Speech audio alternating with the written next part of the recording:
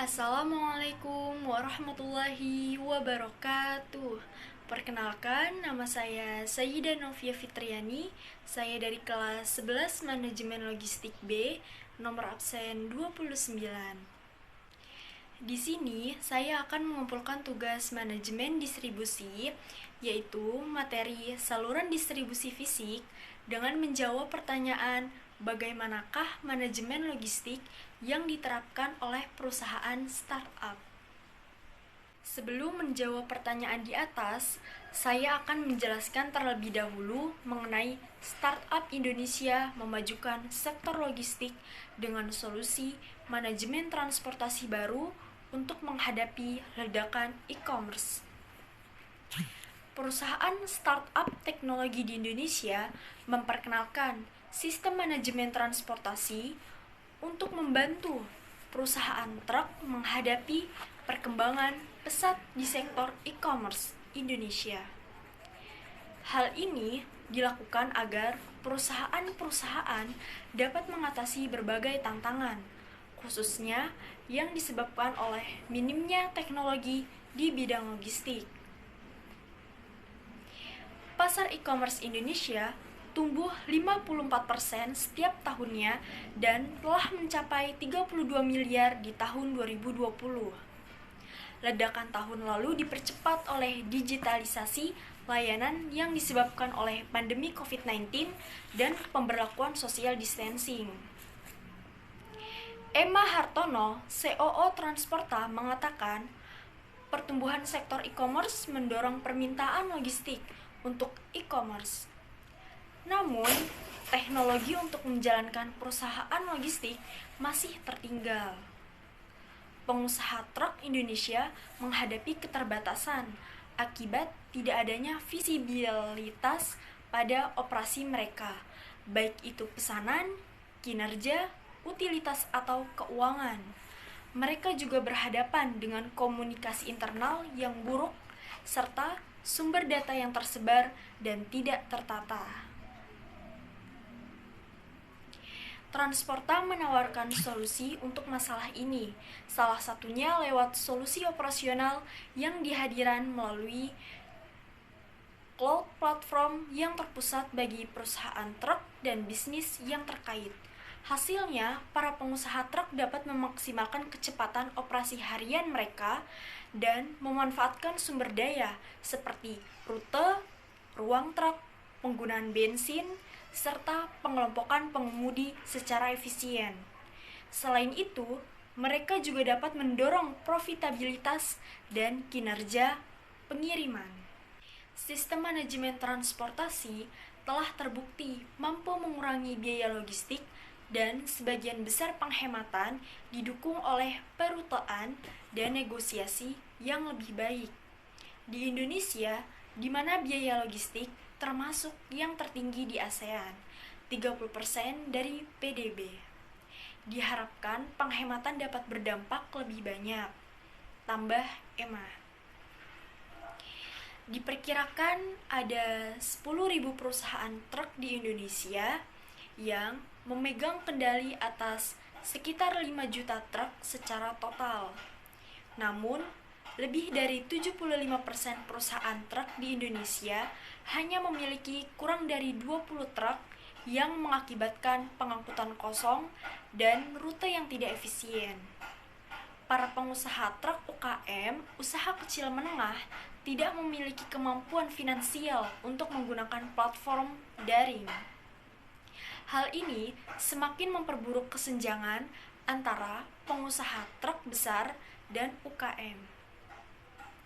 Dengan solusi berbasis cloud platform yang hemat biaya dari Transporta, sistem manajemen transportasi tidak akan menghabiskan anggaran untuk pengusaha truk UKM, sehingga memungkinkan mereka untuk dapat bersaing di pasar yang terus berkembang. Transporta juga memungkinkan proses onboarding yang cepat dan mudah dengan proses self-onboarding atau orientasi mandiri. Pengusaha truk dapat membuat penawaran, pesanan, dan faktur sambil mengelola inventaris dan aset melalui manajemen yang cerdas, pelacakan pesanan otomatis, dan manajemen hubungan pelanggan atau CRM yang terintegrasi di satu tempat. Kami menargetkan untuk membawa 10.000 perusahaan truk ke Transporta selama 3 tahun ke depan. Saat ini, kami sedang menjalani potensi kemitraan dengan sekitar 1.900 pengusaha truk melalui Asosiasi Pengusaha Truk Indonesia atau APTRINDO. Kami juga memanfaatkan kemitraan dengan startup, Internet of Things, Lacak.co.io untuk lebih mengoptimalkan layanan kami dan membantu pengusaha truk UKM dengan solusi cloud platform yang terpusat, ujar Emma. Baik, kembali untuk menjawab pertanyaan. BPS, Badan Pusat Statistik, melaporkan pada tahun 2021, sektor logistik mampu tumbuh 3,24%. Banyak faktor yang melandasinya, mulai dari permintaan tinggi dari sektor e-commerce sampai dengan transformasi digital yang ada di bisnis logistik itu sendiri. Tren positif bisnis logistik juga menjadi kesempatan tersendiri bagi startup digital yang fokus menggarap sektor logistik untuk turut mengakomodasi pasar. Saat ini, ada berbagai startup dengan solusi unik di bidang logistik, mulai dari layanan agregator, pengantaran, sampai dengan manajemen armada. Saya akan menyebutkan perusahaan startup yang menerapkan manajemen logistik di Indonesia. Yang pertama ada Andalin. Andalin adalah startup logistik Indonesia yang berdiri sejak tahun 2016. Mereka menghadirkan platform yang dapat membantu para pemilik UMKM di Indonesia untuk mengimpor dan mengekspor barang dari dalam dan luar negeri. Para kliennya hanya perlu mengirimkan semua persyaratan dan biaya yang dibutuhkan Andalin. Selanjutnya, platform akan memastikan proses pengiriman barang melintas negara tersebut berjalan dengan baik. Andalin juga bisa melakukan pemantauan secara real time dengan Andalin Jet yang telah diluncurkan tahun lalu. Belum lama ini, Andalin mengumumkan tambahan pendanaan sebesar $4 atau setara dengan 57,2 miliar rupiah yang dipimpin oleh Intudo Ventures. Sejumlah investor terlibat seperti Cardic Group, Binex, dan investor strategis lainnya. Pendanaan ini melanjutkan putaran seri A yang diperoleh perusahaan pada Maret 2021. Yang kedua ada Antar Aja, salah satu startup logistik Indonesia yang saat ini kian ekspansif. Perusahaan logistik ini berfokus pada pengiriman barang. Pelayanan yang diberikan Antar Aja ini cukup bervariatif, dari reguler, next day, someday, tergantung dari jarak lokasi juga. Pada tahun 2021, IFC atau International Finance Corporation melakukan investasi kepada Antar Aja dengan nilai yang cukup fantastis sebesar 451 miliar rupiah untuk melakukan ekspansi produknya ke beberapa pulau di Indonesia. Yang ketiga ada Bedsip, startup solusi logistik e-commerce. Bedsip telah berhasil mendapatkan pendanaan tahap awal dengan jumlah yang tidak diungkapkan. Pendanaan tersebut dipimpin oleh S. Ventures dan Binex. Bedsip ini didirikan Mirsa Sadikin atau CO dan Afra Sausan atau CMO pada tahun 2019. Bedsip ini memiliki model bisnis yang cukup unik dibandingkan dengan startup logistik Indonesia yang lain. Karena Bedsip ini dapat mengirim paket dari berbagai pilihan kurir lainnya. Selain pengiriman barang, Mereka juga dapat menyewakan gudang untuk melakukan perdagangan di dalam maupun luar negeri. Yang keempat ada Delivery. Delivery didirikan oleh Tom Kim selaku CEO dan co-founder pada tahun 2015. Delivery ini memiliki banyak sekali fitur yang dapat digunakan terhadap jasa pengiriman dan logistik. Salah satu layanan yang terbaru muat sebagian atau Less Than Truckload atau LTT menjadi alternatif pilihan yang bisa dimanfaatkan seluruh bisnis dari berbagai skala, termasuk UMKM yang memiliki limitasi budget. CEO Delivery Tom Kim menjelaskan ada kucuran dana $14,5 yang baru dikeluarkan dari Gobi Partners bersama Asia Summit Capital dan Inspire Ventures. Ini akan digunakan untuk mendorong pertumbuhan marketplace logistik di kawasan Asia Tenggara. Yang kelima ada Envio, salah satu startup logistik Indonesia yang berbasis B2B digitalisasi.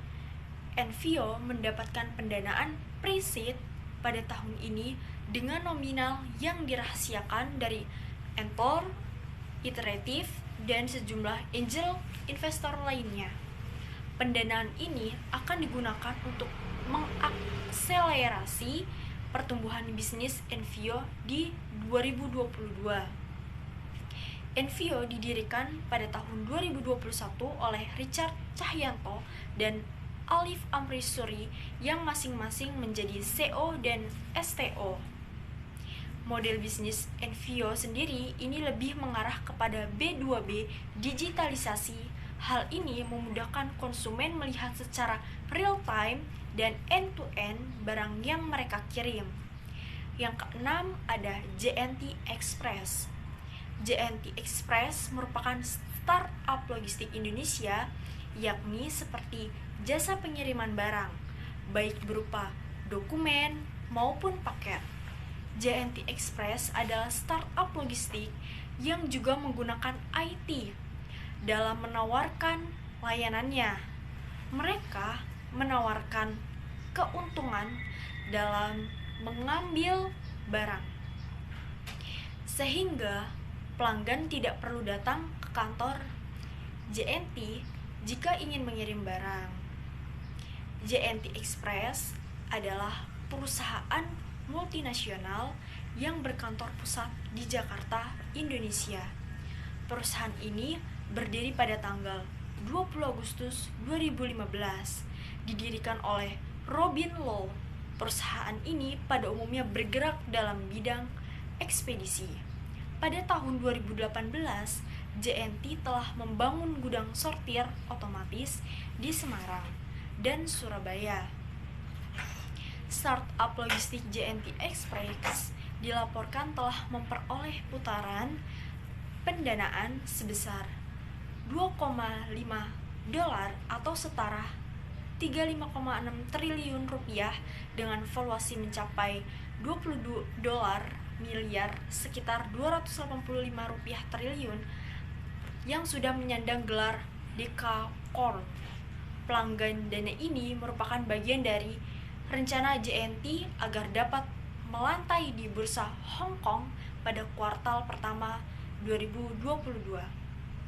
Yang ketujuh ada Genio. Startup logistik yang berbentuk e-commerce ini memiliki banyak fitur seperti pelacakan real time, analisa terstruktur, dan komunikasi khusus untuk pengiriman paket pada satu platform. Selain itu, di dalam platform tersebut berisi informasi saat barang masuk gudang, pengiriman first mile, proses bea cukai di bandara, udara asal dan tujuan, distribusi, hingga pengiriman last mile. Layanan ini bisa dipakai untuk bisnis UKM maupun korporasi yang memulai ekspansi bisnis secara internasional. Genio ini didirikan oleh Syed Ali Ridho Medhit pada tahun 2019. Dalam segi pendanaan, Genio ini dibantu oleh CocoUp, perusahaan investasi berbasis pendapatan antar muka senilai $8. Kedelapan ada Logisly. Logisly merupakan perusahaan startup logistik Indonesia pertama yang menerapkan e-forwarding, di mana mempertemukan pengguna dengan penyedia jasa logistik.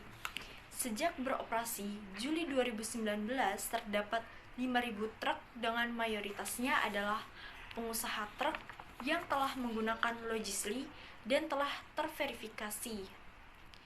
Melalui teknologinya, Logisly ini dapat memungkinkan para pengusaha truk mendapatkan order melalui Logisly serta cash flow yang lebih terjaga melalui fitur tersebut. CEO Logisly, Rolin Jotosetiadi, mengungkapkan bahwasannya Logisly akan terus melakukan ekspansi serta pembaruan agar konsumen serta pengusaha penyedia logistik puas dengan kinerja dari Logisly. Pada tahun 2020, Logisly mendapatkan pendanaan seri A senilai 87,7 miliar rupiah dipimpin oleh Mons Hill Ventures. Kesembilan, MCAC. MCAC menyediakan solusi digital berbasis internet dan GPS tracker untuk menjawab kebutuhan operasional logistik dan pelacakan lokasi kendaraan. Perusahaan didirikan oleh Raymond Sutjono dan Hendrik Ekowaluyo sejak tahun 2017 dan terus bertransformasi menjadi terdepan dalam memberikan solusi terintegrasi di bidang transportasi logistik. Application Information will show up here pada bulan September 2021. Perusahaan ini mendapatkan 22 miliar rupiah dari Ventures pada tahap awal. Dana tersebut akan digunakan untuk membangun teknologi logistik, merekrut tim pemasaran dan penjualan guna menjangkau lebih banyak pengguna. Ke-10, Pexel. Pexel adalah startup logistik Indonesia pertama berbasis aplikasi yang menawarkan layanan same-day delivery dengan biaya pengiriman yang terjangkau. Pexel didirikan oleh Brian Kristanto, CEO, Zaldi Ilham Masita, CEO founder, dan Zohari Zain, CEO founder, pada awal tahun 2018. Saat ini, Pexel hanya mengakomodasi layanan di wilayah Jabodetabek dan Bandung. Layanan pemesanan cukup menggunakan aplikasi. Maksimal 8 jam barang akan sampai di tempat tujuan. Saat ini, Pexel memiliki armada lebih dari 200 sepeda motor dan 5 mobil. Kedepannya, Pexel menargetkan hadir di 5 kota lain di Indonesia. Startup Pexel ini mendapatkan pendanaan seri B dipimpin oleh MDI Ventures dengan valuasi nominal senilai 134,7 miliar rupiah. Dan masih banyak lagi perusahaan startup yang menerapkan manajemen logistik di Indonesia. Tak hanya itu, di Asia Tenggara pun juga banyak perusahaan yang menerapkan manajemen logistik. Sekian dari saya, terima kasih. Apabila ada kelebihan dan kekurangan kata-kata yang sudah saya jelaskan, saya minta maaf. Wassalamualaikum warahmatullahi wabarakatuh.